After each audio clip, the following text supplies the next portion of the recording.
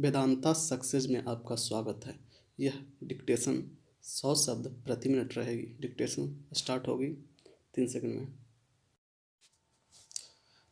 यह अजीब है कि सरकार की ओर से किसानों से संबंधित मसलों पर चर्चा के लिए सहमति व्यक्त किए जाने के बाद भी लोकसभा और राज्यसभा में हंगामा हुआ।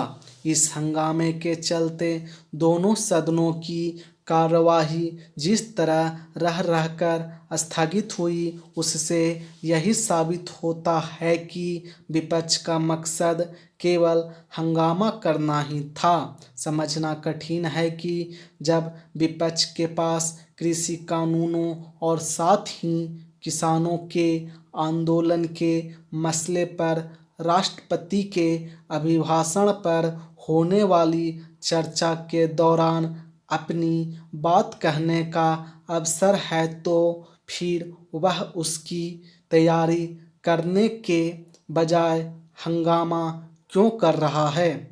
ध्यान रहे कि विपक्ष के इसी रवैये के कारण कृषि विधेयकों के पारित होते समय संसद और खासकर राज्यसभा में अपेक्षित चर्चा नहीं हो सकी थी। तब विपक्ष इसलिए चिढ़ गया था कि सरकार ने उच्च सदन में इन विधेयकों के पक्ष में बहुमत कैसे जुटा लिया।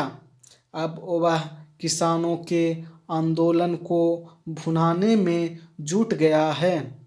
बीते कुछ दिनों से एक के बाद एक विपक्षी नेता दिल्ली को घेर कर बैठे किसान नेताओं के पास दौड़ लगाने में लगे हुए हैं। वास्तव में किसान आंदोलन अब विपक्षी दलों के सरकार विरोधी औजार में तब्दील हो गया है।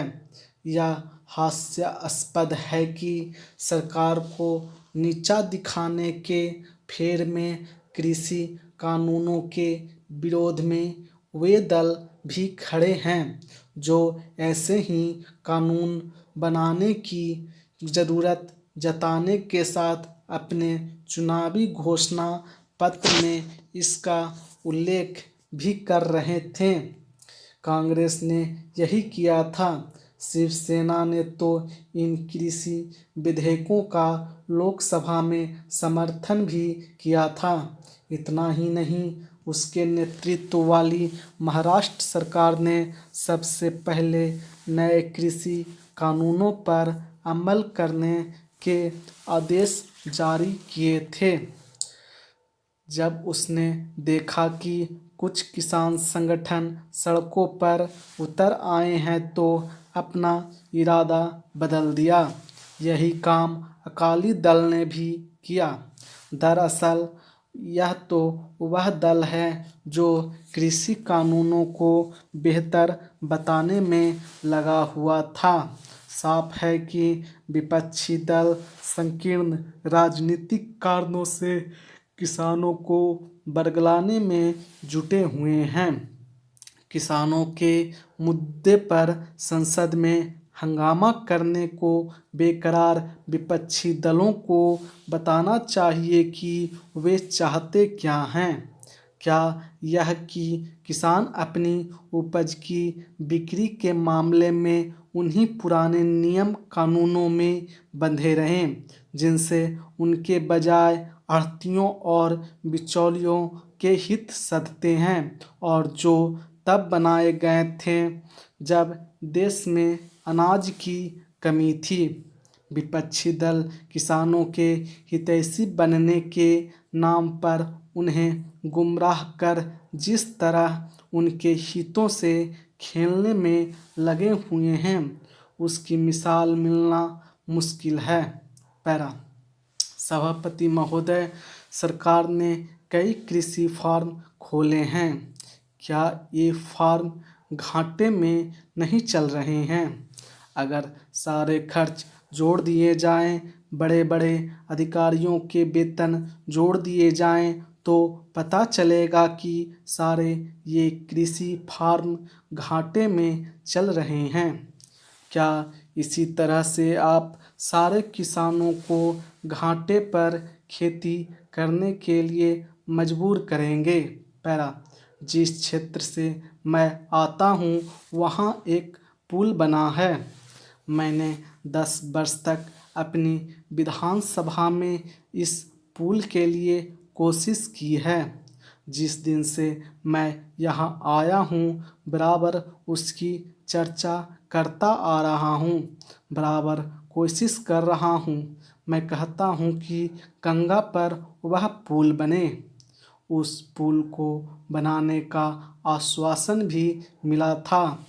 एक प्रश्न के लिखित उत्तर में यह जवाब दिया गया था, यह कहा गया था कि इसको हाथ में लिया जाएगा। अब मालूम हुआ है कि उस योजना को उठाकर ताक पर रख दिया गया है और यह पुल नहीं बनेगा। इन लोगों ने क्या कसूर किया है, यह मैं आपसे जानना चाहता हूँ। हमारे क्षेत्र के लोगों ने पाकिस्तान की लड़ाई में सरकार को हर तरह का सहयोग दिया था, हर तरह की सहायता दी थी। हमारे यहाँ के नौजवान भी मोर्चे पर जाकर डटे। जिस समय पाकिस्तान के साथ हमारा युद्ध चल रहा था तो कहीं कोई बात नहीं थी, अन्न की कमी कहीं नहीं थी। अन्न की कमी भी हमारे विरोधी साथी पैदा करते हैं, जो यह चाहते हैं कि सरकार असफल हो जाए। ये लोग जो कहते हैं उसको आप समझें। एक तरफ तो हमारे मित्र की बात है जो देश के बड़े बड़े शहरों में दंगे करवाते हैं, दूसरी तरफ हम हैं जो कि इनकी बातों को नहीं समझ पाते। इनको सभी वे लोग मिल जाते हैं जो बेकार होते हैं या जो दंगे करवाने के लिए उत्सुक हैं। इसलिए सरकार का इन सारी चीज़ों की तरफ ध्यान जाना चाहिए और उसको सोचना चाहिए कि क्या तरीका इन सब से बचने का हो सकता है। एक ही तरीका हो सकता है कि इस देश में हर आदमी को काम मिले, देहात में लोगों को करने के लिए काम मिले और खादी कमीशन की जो योजना है और जो कि एक अच्छी योजना है वह ठीक तरह से चले। सौभाग्य से मैं आर्य समाज संगठन से संबंध रखता हूँ।